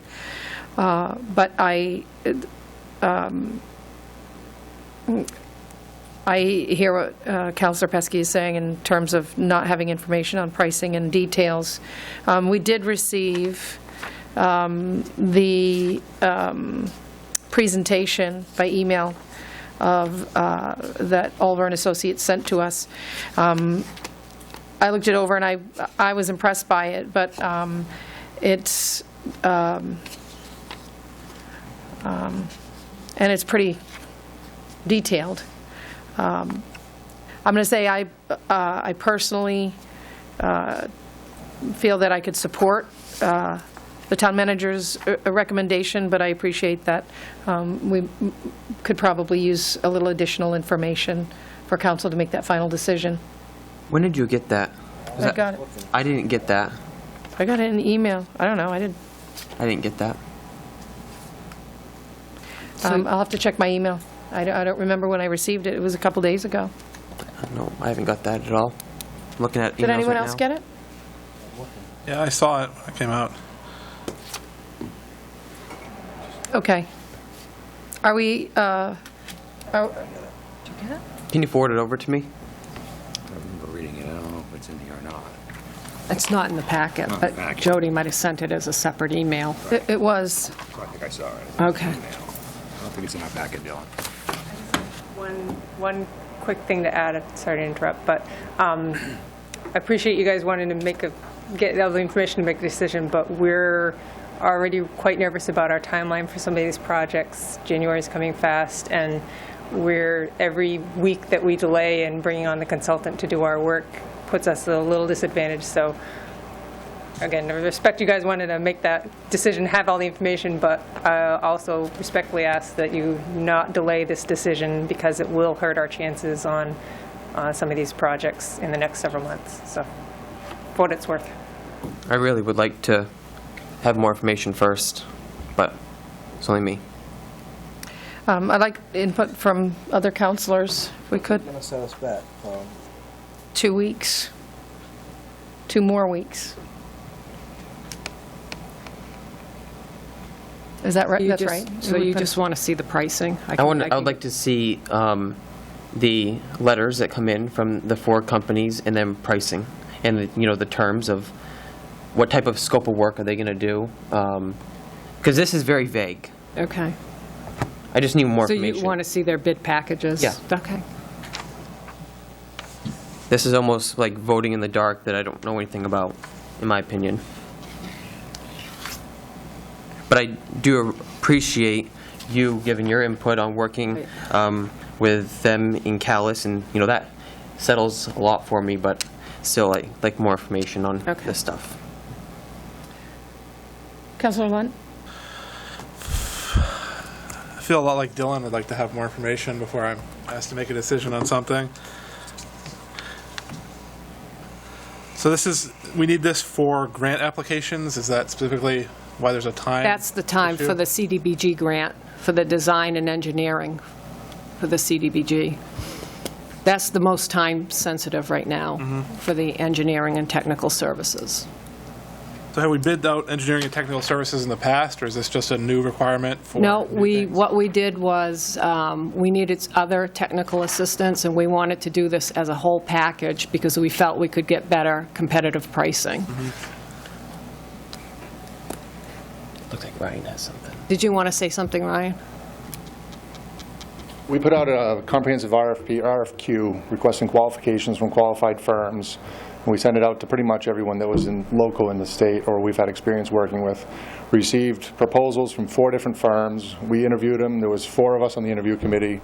We all interviewed them, talked to them for an hour, and the consensus was Oliver & Associates was the right firm for us to work with moving forward. The pricing was the cheapest of everyone that we had, and quite frankly, all we're doing right now is agreeing to move forward with the firm.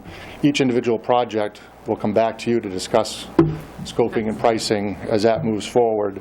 But the point is that we need to get on board with the firm now so we can get these projects rolling, and we can come back to you with their individual project scope, project budgets that would be within the budgeted money that we have. So, I mean, the staff did their due diligence and picked the firm that was the best for the community.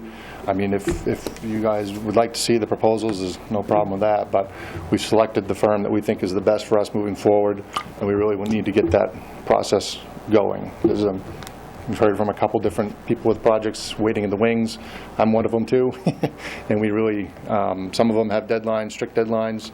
Yes, we've got until the end of June, but you're not going to find the work to be done any cheaper by anyone that's as qualified as they are. So at this point, recommend that you just move forward and we can come back and update you on the project specifics.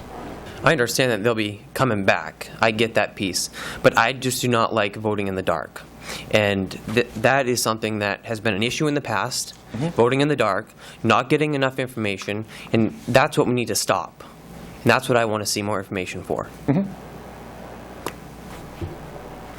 Thank you, Ryan. I'd like to hear from each individual counselor, because this is obviously something that's very important to Counselor Pesky, and I think it's an important issue myself. I would like to hear from each individual counselor so that if we move forward with voting, that that there's a consensus. If we decide to table it for more information, that we have a consensus. So we heard from Counselor Lunt, Counselor Mativer. How do you feel about it? We could make a decision in 2 weeks and they can move forward, correct? It'll delay 2 weeks. That's the, yeah. What's the deadline for the CDBG grant? The letter of intent is the first step, and that's in January, mid to late January. Okay. And we need to have the project developed enough so that our cost estimates are accurate and reasonable by then. So that's the timeline we're working with. Thank you, Amanda. Okay. Councilor Bickford?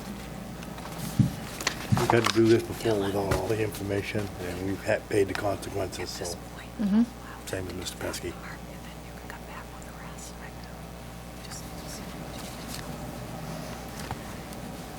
I myself like to have lots of information as well, but Ryan and the team, I'm sure they assembled to do these interviews, are more than qualified. Again, I believe that these are the most competent. We hired Diane. She says yay. Ryan and his committee say yay. So why are you holding it up? It doesn't make any sense to me. You should put it to a vote and let's get moving. Period. So does this make sense? We can afford it. There shouldn't be any more discussion about it. You want to see what we're going to pay them? They'll give you some paperwork, I'm sure.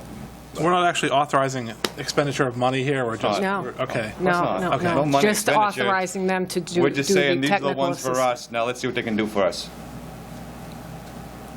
Yeah, I'm Don't need I'm to willing to accept micromanage that. anymore. I'm willing to accept that as long as there's no money and they have to come back to us again before if they want actual money. Let's get rolling. Money involved, we don't want to go. So I see that we're not in consensus, so, Wait a minute. okay, There's no money involved. right, there's no money involved. Well, and if they're gonna come back with each individual project and we're gonna approve it, get them going, then I can, Chris made a good, I'm pretty sure it was Ryan that made the good point. I just, We can afford it and they make sense. right. But there will be money involved doing the engineering and design of the CDBG project. So, Right. but as far as the other projects outside of our regular normal operations, yes, they would come back. It will have to come back for you for approval. But there is some things that Ryan's going to be working on. We've got a lot of drainage problems, and, that's within his already operating budget. But the other projects that we may be doing, yes, it would come back to you for approval. Can we get the amount of money that we'd actually be expending then under this vote? I'm not comfortable with voting on Well, that. it's not. It's a fee, what it is, it's a fee for service. You know what I'm saying? I know what you're saying, I'm just not comfortable with it. It's not like we're approving an amount to Alver Associates. It's an amount per hour for their work. There's a lot of different projects that are going to be going on. The CDBG, I don't know what the estimate on that would be, but we're not awarding a bid with an amount. It's an hourly amount, just like you would with a town attorney. It's an hourly amount. And I just wanted the hourly amount. So what is the Oh, hourly you want amount? the hourly? I want those specifics. Do you have that, Mandy, right with you? Certainly. Hi, Mandy Oliver. Just to explain the way we understood the RFP and where we are right now, what we'd be charging is $75 an hour.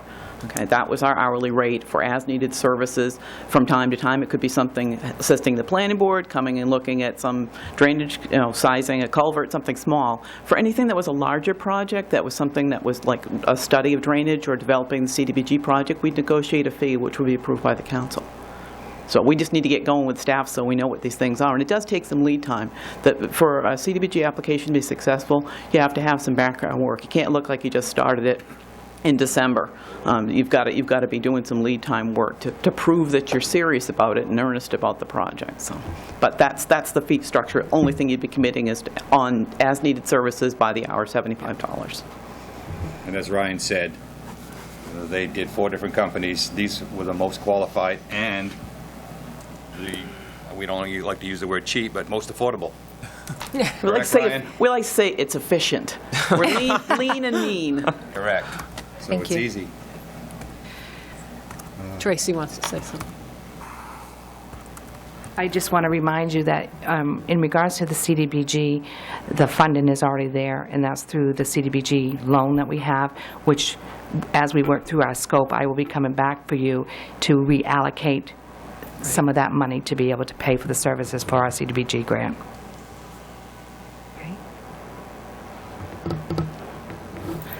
Thank you, Tracy.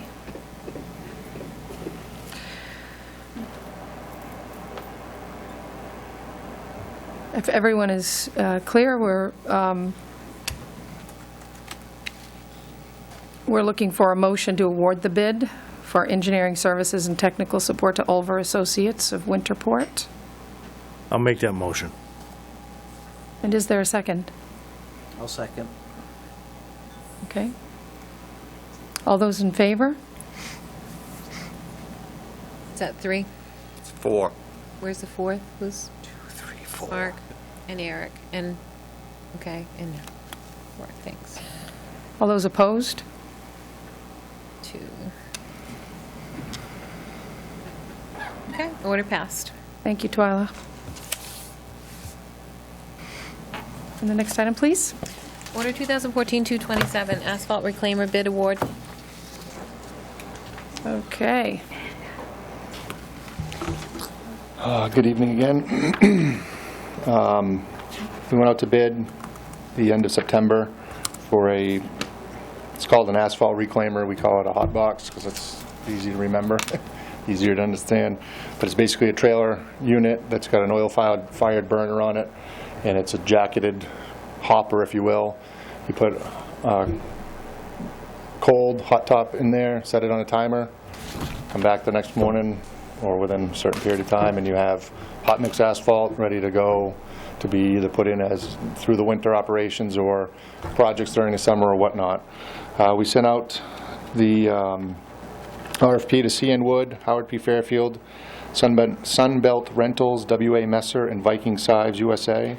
And I did get the worked off from a specification that I got from Lewiston. And we got 2 bids back. One was, well, combination of bids back, I guess, but 2 vendors, HP Fairfield with a 3-ton unit of $32,999, Viking Sives 3-ton unit of $29,990, and HP Fairfield also included a 4-ton unit that they had in stock right now in Scarborough for $31,980. And Viking, for whatever reason, even though the bid specification requested it, did not include a 4-ton price. We went down to look at the 4-ton unit at Viking HP Fairfield that was already in stock, and the unit didn't meet the bid specifications at all. So we then asked Viking what their 4-ton price would be, and they came back with a price of $31,490. So we'd like permission to move forward and authorize purchasing the 4-ton unit from Viking Sives for a price of $31,490. Okay. You know what, Ryan, the question that comes to mind for me is, and this is just because I am lucky I know what asphalt is. Can you explain for us why we're in need of a 4-ton instead of a 3-ton? Well, I always think you go big, you go home. Bigger is better. No, the biggest thing is the biggest reason I wanted to get the 4-ton is because we're putting in chunks of hot top. Once you end up melting that back down, you're not going to have anywhere near 4-ton, more than likely anyway. So just to give us that extra capacity, if we're going to get the thing running, we're going to go out and use it for a day, that we've got enough material to use it for a day. And the price, $1,500 more, for $1,500, it was, you know, in my mind, it was well worth it. We went and looked at the Lewiston, Brunswick has the exact unit that we would be buying from Viking, and they use it. They were actually, they just got back to the shop when we showed up to look at it, so they use it all year round. It's just something that the guys have been bugging for a while, and something that I think they'll save the town quite a bit of money in the long run. I ran some numbers, just was waiting for some questions, but we spent about $23,000 in cold patch over the last 4 years, and based on the unit price differential, we would have saved about $8,300 in that 4-year period if we'd been able to use asphalt instead of cold patch. So it'll take a little bit of time, but the unit will pay for itself. And the other options throughout the summer, there's been times where, you know, at the end of the day, we've got a hole that we'd like to pave in, and we end up having to leave it because the hot top plant's closed. But if we could have gone earlier in the day and loaded up the trailer and had it ready to go, we could have finished the job. And that example happened once this summer. It's not going to be a common occurrence. We're going to see our biggest bang for the buck in the wintertime, I think. So let me see if I understand this. So this is a big, giant heating up machine that cooks the old pieces of road so you can use them again? Yep. Got it. Just leave it at the end. Okay. I think it's an important unit that the town will benefit from. Yeah. My only question, actually I have 2 questions. The first one is the difference of $11,490 from account number 5420. It says in here, allowing the finance director to obtain best financing options available. That's kind of vague. Can you help me out with understand what that is? The goal is when we went out to bid, or when I came and asked permission to go out to bid for this, we also got permission to go out to bid for a truck, which will be coming back in November to talk to you about that one. But the goal was to take this $20,000 that we budgeted for back in a year ago. We started talking about it, and to have money available to be able to go buy a couple pieces of equipment. We weren't 100% sure what units we wanted to get, exactly the details at that time, but just to start going in that direction where we're budgeting to be able to replace equipment or buy new equipment such as this. So the goal is to go get a 4 or 5 year lease, payment on this, or finance that, which would be somewhere $6,000 to $7,000, $8,000, with the balance to be used to pay the finance charge on the replacement truck that we're out to bid right now. So the $20,000 is basically going to be used to finance 2 pieces of equipment, I guess is what I'm trying to say. Oh. What will the second piece of equipment be? I'm not sure what brand it'll be at this point, but it's going to be a 5500 or a 550 classification of a truck with a plow and a dump body to replace 2001 one-ton that was a 2-wheel drive unit, and it's not on the road right now. It wouldn't take a sticker, so. So I guess that feeds my other question. So I was looking through here for the account number 5420 through the budget book that we had, and I couldn't find that line here in the actual hard copy. So I went online to look at the digital one, and I did find it on there. But I'm wondering if this is going to be a lease purchase type of agreement. I would think that would have been part of the lease purchase line. Yep, we talked about that too during the budgets. The whole idea was it's the same deal, just like we came to you and talked to you about the grader. If we found a piece of used equipment, I mean, again, we have 4. We still have a list of 4 or 5 different items. The crew, talked about it. We decided these 2 items were our priorities for this year. But if we were to go to the state auction and find something for $4,000 or $5,000, we needed to have an account line to pay for that, and that would have been paid for as a whole, all at once. Something that small, we wouldn't have bothered to finance. So that was how we talked about just this pot of money being able to be used however we needed to throughout the year to try to improve our equipment. So you would just use it for the lease purchase and not go look at the state auction to use that line item for extra other At stuff? this point, no, because it'll be, if these 2 items are approved, there won't be anything left. All right. That was my question. I was no. confused. Okay. Thank you.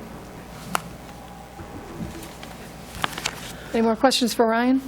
So in addition to saving us money, this will improve the quality of service too, right? Because it won't be That's a cold our patch hope. that pops out in the middle of the road in the winter. That's our goal. I mean, a lot of it still have to do with how we prep the holes before it's done, but, I mean, it should make a big improvement. So I know you have a hard time keeping the cold pavement patch is in a the waste. road All it there. does is just pops provide back out, provide something for the sweeper to pick up. Yeah.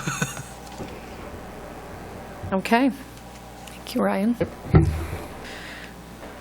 So the town manager has recommended that we award the bid for a 4-ton asphalt reclaimer from Viking Sives in the amount of $31,490. I'll make that motion. I'll second it. All those in favor? Order passed, 6-0. Thanks, Ryan. Next item, please, Twyla. Order 2014-228, installation of poles and cables for banners. Okay, I think the Economic Development Director has a few words for us. Want to say anything first? Diane? No, go right ahead. Go right ahead. You had received in your packets information. Apparently, last year, when we went to hang a banner across 196, which has always previously been done, the poles belonged to Fairpoint. Fairpoint, due to liability, had said that we can no longer do that. However, they would be more than willing to install poles and the cable lines and all of the hardware for us at no cost and donate everything to the town, but the town would have to accept that donation and take on that responsibility. I did speak with our insurance carrier, and we would be covered under that. That would be no problem. Within that packet, I also gave you the option to kind of do like a banner hanging criteria through a permit process. And within that, we would have the opportunity, or the town would have the opportunity, that if somebody, these would be for nonprofit organizations, to be able to hang them. Public Works would hang the banners as usual because it would become town property. But we could charge a fee based on that. It's an opportunity to kind of generate a little revenue for that. But again, it would be up to your discretion. As you can see within the application, I put it kind of blank. One thing I would like to amend on the application, and that's only because I'm not quite sure of the measurement on some of the banners that have been done. So within the minimum dimensions, I did 3 feet tall and 16 feet wide. That was at the state with DOT criteria. But then with the maximum, I did 3 feet tall and 30 feet wide, and I would like to change that maximum, amend that to 4 feet, because I think maybe our Moxie banner and some of the others are more closer to 4 feet, which people wouldn't have to go and have banners redone. So we make that adjustment. I also gave you tonight, I did speak with Fairpoint because I wanted to make sure that I had all the information for you on what we would need to do. And I would be asking council to have the town manager assign the waiver. So before the work could be done through Fairpoint, we would need to basically sign a waiver. Fairpoint will give us kind of like a template on a deed that they normally do when they do something like this. And then that will go to the town manager as well as our legal.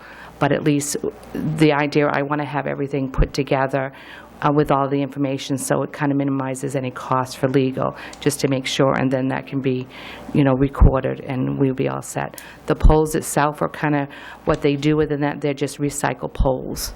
They're poles that they don't use, so this is a way for them to kind of help the community, because they really did feel bad about it, and they get to kind of recycle the poles without sending them off somewhere that transfer station or burning them, or which they can't if they've got any type of oil or sediment on them.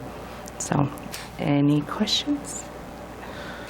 Okay, so tonight, the town manager has recommended that we authorize Fairpoint to install the poles and cables across 196 with the intent that they'll be accepted by council as town-owned property after installation. And at that time, you would bring us confirmation from legal that everything is in place. That's and correct. what the fees schedule would be, so that we can confirm everything at once. Okay. So we're looking for a motion to authorize Fairpoint to install the poles and cables. I'll make the motion. I'll second it. Okay. All those in favor?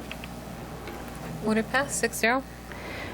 So with that and the authorization, because again, before they could do the installation of the poles, we would have to sign the waiver. You want another motion? So, Well, because I gave that to you, and I know you had questions in that regard, so I mean, if that gets, if you wanted, the waiver that I gave you this evening, yes, that document would have to be signed by the town manager before they could do the installation.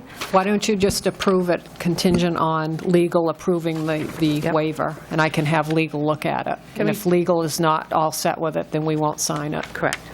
what do we need to do, Twyla? That's a correct motion. Okay. Contingent upon legal's approval. Okay. I'll make the motion. I'll second that. All those in favor? Thank you. Passed, 6-0. Thank you, Twyla. Thank you for getting extra information, Tracy. Yeah, definitely. I appreciate it. Okay. Next item, please. Order 2014-229, CEI support of referendum question 3. Can you review this for us, Diane? This is the question 3, the bond issue with, for the jobs portion of it. I don't recall what the exact amount is for question 3. Oh, I looked. But it's to help small businesses. I went online and read a few articles. Most of the newspapers seemed... And I looked at MMA's website, and they did not make a recommendation on question 3. Right. I personally would support the question, but I don't know if I, as a counselor representing the town, if that's something that is something that I would do. And I don't... I'm not comfortable with it. I personally do support it, but as a counselor and as a council as a whole, I don't think that it's our place to support or or not support a referendum, so. I think only if it really impacted us directly would it really be Slight- reasonable. I mean, for it us to might take a in the position. end, It but- might, right, but it's very indirectly. Like the water and the wastewater Yes, bond that really exactly. I could. think that would yeah. be So something different. I think we can urge people to I do can their let them homework know. and Yep. read about it and see how they feel about it, but I think that's as far as I'm willing to go, and it looks like council is too. All right, the next item, please, Twyla. Under other business, town manager's report. I just want to remind everybody, Monday night at 6 PM at the Lisbon Community School, we'll be doing the informational session on the energy conservation contract. So hopefully, everybody can be there, see some council support, and we'll do our best to get the information out for the referendum. I regret that I'm not able to attend because I'm going to be out of town next week, but I know how hard both town and school side have worked on this project. It's something that is good for the entire town. It doesn't affect our tax rate, and it's something that improves everything and helps save energy. So I urge people to go and find out more about it and get the details. Okay, I'm sorry, go ahead. Did you have anything No, else, that's Diane? it. Okay. 6 PM. 6 PM, LCS. And I think you had an update on the fuel bid for us. Oh, yeah.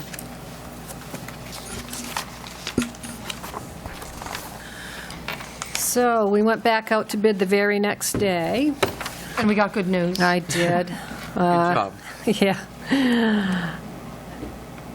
The fixed rate for the heating fuel came in at 2.8924, and the low bid the day before that was 2.9057. And then we had the kerosene came in at 3.159. It was a couple of cents less than the previous time. And the propane stayed at $1.789, $1.78, $1.79. And the diesel went down a couple of cents as well. And the sewer department diesel went down about 3 cents. So, Great. all in all, we came out better. Thank you, and thanks for keeping an eye on Still a better those. rate than last year. Quite a bit different. Okay, the next item, please, Twyla. Audience participation for new items. Okay. At this time, we'll allow audience members to speak on items that do not appear on tonight's agenda. If there is anyone who'd like to speak?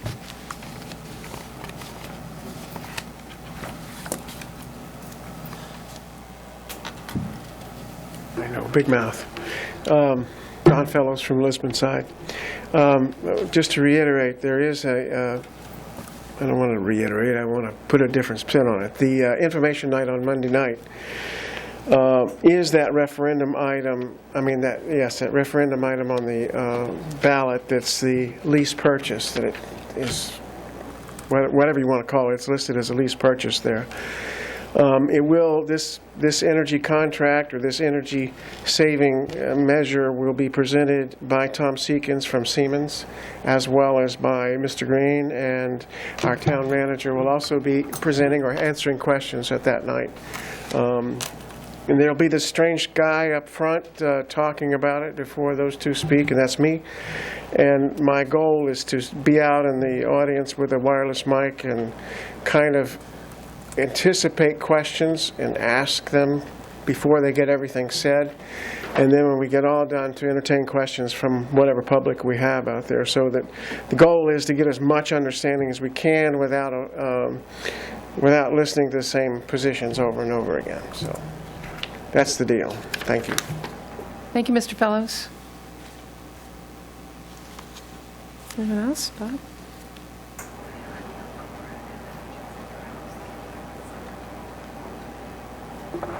Dot Fitzgerald, Lisbon Falls. Two things. I don't know if the new water line on Frost Hill Avenue is completed or not, but My question is, I wonder why it wasn't investigated and a sewer line installed while the trench was being dug, install a sewer line from the top of Route 1, the Frost Hill Avenue to Route 196. The homes on the downside towards Route 196 are on septic systems. If a septic system fails, some of the properties have wetlands, and they would have a difficult and expensive proposition to install a new septic system. And I'm just, it's maybe hindsight, but it would have been forward-thinking to install the sewer line while the trench was there and water lines were being installed. That's my opinion. Second thing, I attended the football game last Friday night in Dixfield. Our football team was undefeated, and they are still undefeated.